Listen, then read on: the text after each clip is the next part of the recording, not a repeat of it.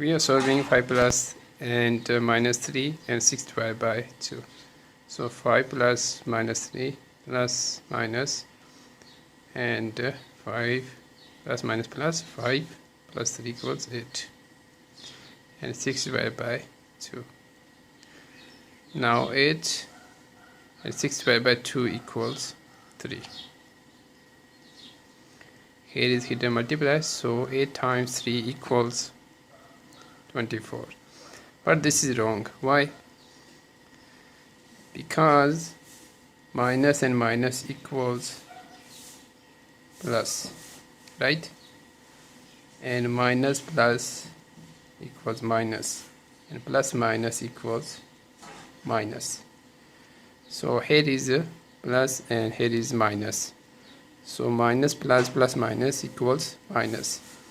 So 5 plus minus 3. First of all, division, right?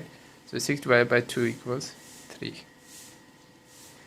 Now plus minus minus, so 5 minus 3 equals 2. And here is hidden multiply, so times 3.